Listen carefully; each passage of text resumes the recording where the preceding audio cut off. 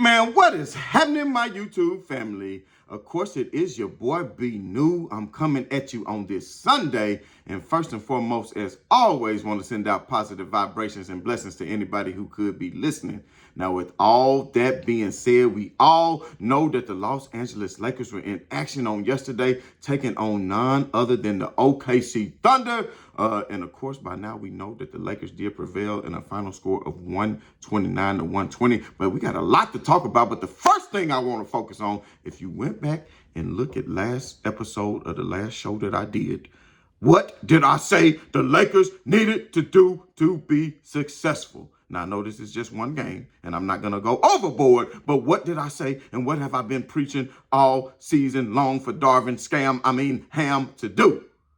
Bench D'Angelo Russell, and how much of a difference it would make, because as we all know, I've been saying this all season, D'Angelo Russell is undersized. He cannot break down opposing defenses. He cannot get downhill, and he cannot create for others as well as LeBron James. And LeBron James is capable of playing off the ball, but as we all know, LeBron James is a ball-dominant player. And I'm telling you right now, I don't care what the haters say, would you rather see LeBron James and Anthony Davis in a pick-and-roll situation, or would you rather see D'Angelo Russell and Anthony Davis in a pick-and-roll situation? Exactly. LeBron James is tall enough to see over opposing defenses and make the right play, because when you run a pick-and-roll, we all know there's only really three defenses you could play. Either you can drop, you could blitz, or you can switch. And a lot of times the Lakers chose to switch, and I'm going to get into that in a minute, because now that Darvin Ham made the necessary move, and you look at that Lakers starting lineup last night, you saw length and athleticism, because you replaced a smaller D'Angelo Russell who does not play defense. So like Future said, that's a liability. That's already a liability, D'Angelo Russell on the defensive end. And as I said in last episode, the last show, what did I say? I said D'Angelo Russell, when you start the game off with him in the first quarter, you always go into a deficit. And we know the Lakers, even through the first 10 or 15 games of the season, had the largest first quarter deficit of all time. And then Darvin Ham continues to trot out that same lineup in the third quarter, and they go right back into the hole, and then they have to come back. And that's been the pattern all season. But on yesterday, Darvin Ham put LeBron James as the primary decision maker, basically playing point guard for the team. And then he put this huge lineup out there with such length and athleticism with wing defenders that the Lakers did not have to fall in the hole, because if you look at that lineup, you have a Cam Reddish who is 6'7". You got Vando that's 6'8". You got Taurean Prince that's 6'8". You got LeBron that's 6'9". You got AD that's damn near 7 feet. And then, of course, off the bench, you got Hachimura, another wing defender who's playing a little bit better, start to get into his own on yesterday. And we'll talk a little bit more about that later on in this broadcast as well, because you know, Hachimura did have his ups and downs, and we'll touch on that too. But going back to what I was saying, the brilliant move of LeBron James, Darvin Ham.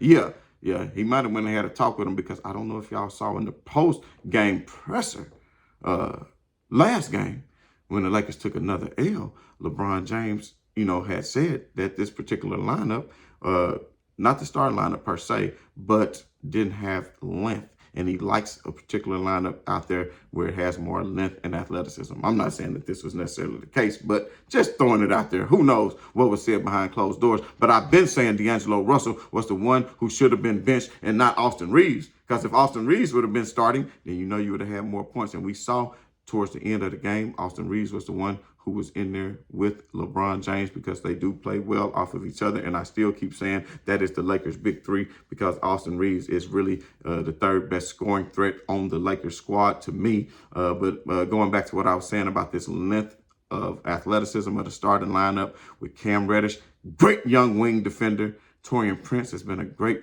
defender. Even when they played Phoenix in those games, he was not locking up KD per se, but was making his life a little difficult as far as getting his shot up and getting to his sweet spots. And then you got Hachimura, who can come in and play that wing as well. I say get rid of D'Angelo Russell. Even the minutes when he came in, he did come in and hit a couple of threes, but that's because he was playing more off ball. Like I've been saying, LeBron James kicking it over to him because he's more of a spot up shooter. He can make spot up shots, but when he's trying to create for himself, then that's when it gets a little bit sketchy and a little bit iffy. And then I think in his mind, he's trying to do too much. Like even last game, he saw Austin Reeves was about to get subbed in, and he ended up jacking up 2 threes in a row and went to the hole and got blocked. And ultimately, what let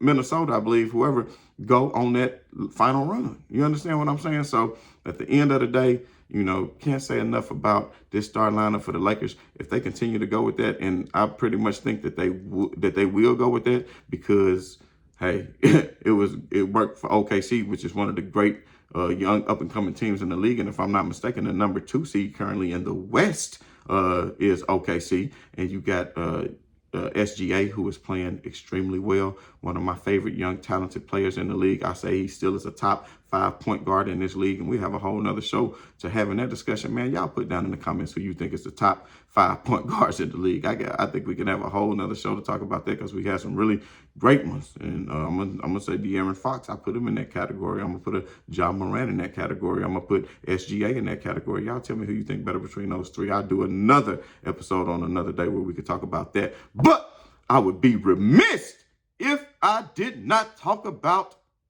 LeBron James on yesterday. 5 out of 5 for 3-pointers. And LeBron James yesterday had himself a gem of a game. 37 minutes, 13 out of 20. And listen, I'm not all this to this Jordan LeBron debate. Y'all know how it is, and I will get into all that kind of stuff. And they say, well, Jordan dropped 40 when he was 40. He did. We're not taking nothing away from him. The man was good, but he had several games as a Washington Wizard where he only had 2 points, 8 points. He had several games where he scored under double digits. And we know his knee was bothering him, and he pushed through 82 games. Not taking nothing away from him, man.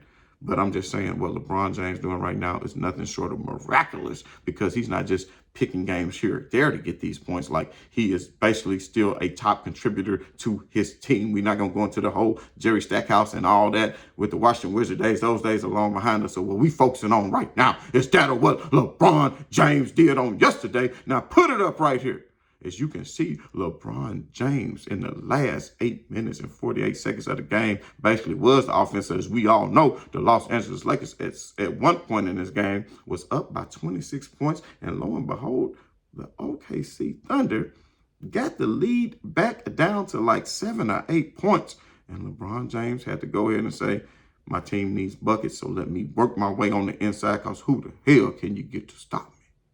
You understand me? Who can you get to stop me? So he went down in that paint and started getting his. And if you look, check this out. If you went to the last 8 minutes and 48 seconds of this game, LeBron James hit a jumper. Then it was another layup. Then followed by an AD jumper. And after that, the rest was all LeBron James. LeBron James 2-pointer jumper and 1 free throw, and another 3-pointer by LeBron to close it out and put the separation that they needed to go ahead and take this victory home. He actually scored 15 of the last 17 points for the Los Angeles Lakers. And you're talking about 5 out of 5 from 3. And then, lo and behold, his free throws, 9 out of 9. So for everybody, LeBron James, load managing this and that. Listen, the game is played at a whole nother level. Now, the way the ball swing around, you got very talented players that's surrounding the perimeter in today's game. You didn't have that. You might have had 1 or 2 spot-up shooters on each team who was lucky enough to hit threes. People that shoot them the way they shoot them now in the quantity that they do. So the ball moves faster than the player. So when you have people who can collapse defenses and kick it out to open shooters, and they have to run that person off the line, and they can kick it over to another 3-point shooter who's wide open, then you try to run them off the line, that's not going to work out well for you. And that's one thing about D'Angelo Russell. He couldn't break down defenses. Who double teaming D'Angelo Russell? When he do it, I mean, it's just not going to work.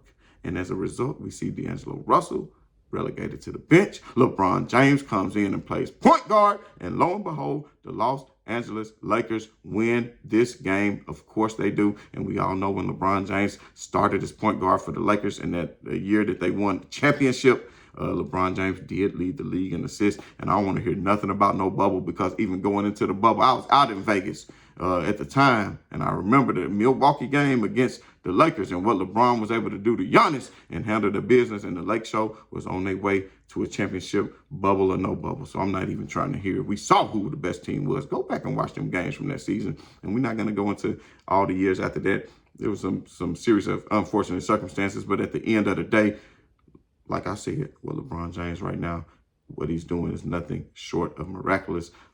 Like I said, 13 out of 20, that's 65%. He scored 40 on 20 shots. He scored 40 on 20 shots. 5 out of 5 from 3. 9 out of 9 from free throw. That's 100% and 100%. And then 7 rebounds and 7 assists. And you're talking about a plus 10 from the floor for his team. And then you look at Anthony Davis, who actually played the most minutes and was the anchor for the defense. Man, who's very important. Don't get me wrong. Anthony Davis, very important as the anchor of that defense, will not allow people to get behind them. And of course, man, Vando running people off that three-point line, man, was very effective. Had a great game. He kind of split his minutes up with Hachimura yesterday because Hachimura was having a great game. I said I would touch on Rui. Rui, 8 out of 14 on yesterday, 3 out of 5 from 3. He seems like he had it going on. 21 points for Rui. Great game. And if he can continue to do that, I think that the lineup that they have now, putting in Vando as a rotational piece and for Hachimura, and then Austin Reeves coming in, I say sometimes for LeBron, just depending. I want to see some Max Christie. I want to see some Max Christie. I think Max Christie was playing great defense over the course of the young season when he did have a chance to play. He has a lot more size than D'Angelo Russell. He does have ball handling capabilities, and he does have a good three-point shot. And I think if he has an opportunity to get more playing time, he's only going to get better. So even if the Lakers decide to trade D'Angelo Russell, I don't care what they get. If they even just trade him to free up salary space, I would like to see them go after maybe a Gary Trent Jr. out of Toronto. That would be good. I could put together some trade packages in my head. We could say that for another day. But Jackson Hayes played a few minutes on yesterday too. He did well in the time that he played. He was actually a +6 from the floor. Looks like he only had 6 or 7 minutes in the game. I would like to see more of that. But of course, AD, man, played so well down the stretch that you just have to keep him in there, of course, with OKC trying to make that run because they just would not go away. And you talking about Dort plays well. He didn't have a particularly good game on yesterday, but you talking about, say, good SGA every time, man. To me, like I said, one of the phenomenal young players in this game. 12 out of 21, 57% from him, but only 1 out of 5 from 3.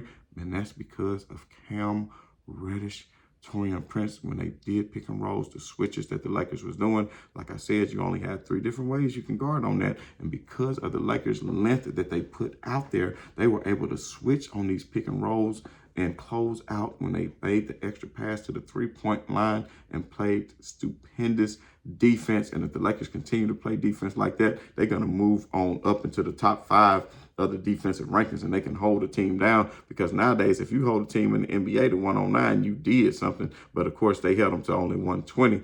I don't know where the 109 number came from, but that first quarter was a straight shootout. I think it was like 41-41 or something like that in that first quarter. But at the end of the day, man, this makes me happy to see that they did do this starting lineup, because the Lakers, as we all know, on Christmas Day is going to be taking on none other than the Boston Celtics in probably the most historical rivalry in NBA history. I, for one, am looking forward to that matchup. So everybody tune in. I'm going to come to y'all on Christmas tomorrow. We're going to try to get a pregame show in before the game.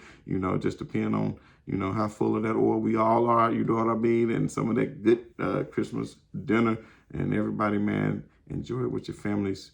Whether you, however you celebrate, or if you do or you don't, man, it's still peace and much love to everybody, because y'all know that's how we do, man. But shouts out to Darvin for finally making the correct decision. So, man, if you haven't done so already, hit that like, hit that bell so you can get the notifications. And as always, man, this has been your boy B New. I'm saying right on to the real, and much love to these haters. I'm out.